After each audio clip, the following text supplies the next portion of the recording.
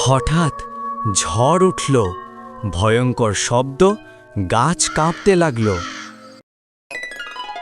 পাশের গ্রামে প্রতি বৃহস্পতিবার বসে গরুর হাট।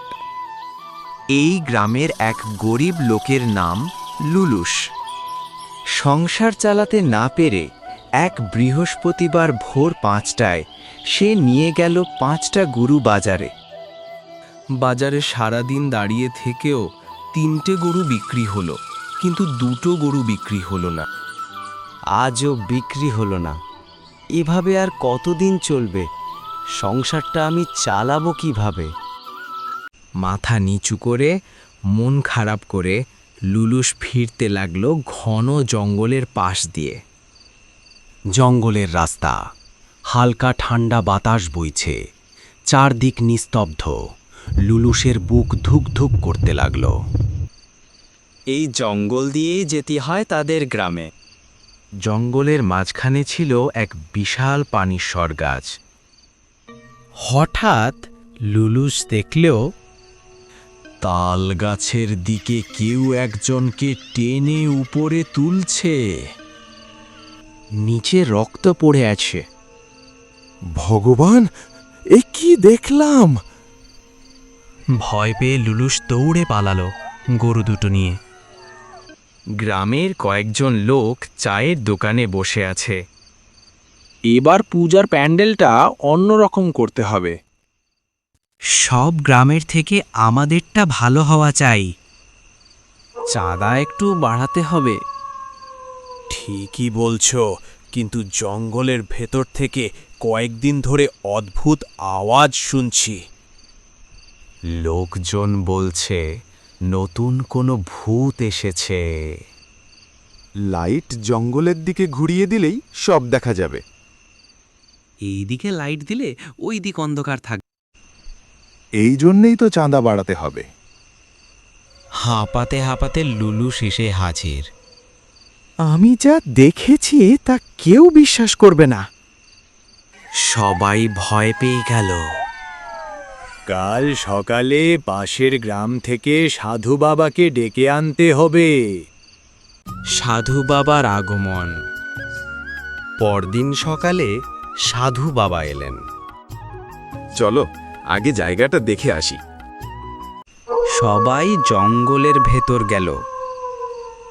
এক জায়গায় দেখা গেল পানাসর গাছের নিচে দেখা গেল শুকনো রক্ত। গাছের চারপাশে অদ্ভুত রকম। রাতে আমি একাই আসব। রাতের জঙ্গল, রাত গভীর, ঝিঝি পোকার শব্দ। সাধু বাবা মন্ত্র পড়তে লাগলেন। তিনি পানিশ্বর গাছের গোড়ায় পবিত্র পানি ঢাললেন। হঠাৎ ঝড় উঠল, ভয়ঙ্কর শব্দ, গাছ কাঁপতে লাগল। কি করছিস তুই? আমাকে ছেড়ে দে। ভূতের ভয়ানক চেহারা দেখা গেল। সাধু বাবা ভূতটাকে বশ করে নিল এবং তার মনের কথা পুছ করতে লাগল। আমার নাম গোমূত্র। আমাকে নির্দোষ হয়েও পুড়িয়ে মারা হয়েছে। আমি শান্তি পাইনি, তাই প্রতিশোধ নিচ্ছি। আমি যেখানে যাই সেখানে আমাকে তাড়িয়ে দেওয়া হয়। আমি যখন মানুষ ছিলাম তখনও আমাকে কেউ দাম দেয়নি, এখনো কেউ আমাকে দাম দেয় না। আমি মরার পর ভূত হয়ে ভালো থাকতে চাই, তবু আমার কেউ থাকতে দেয় না। তুমিও কিছু করো সাধু বাবা, আমাকে রক্ষা করো। অন্যায় করলে মুক্তি নেই, কিন্তু নির্দোষ হলে শান্তি পাওয়া যায়।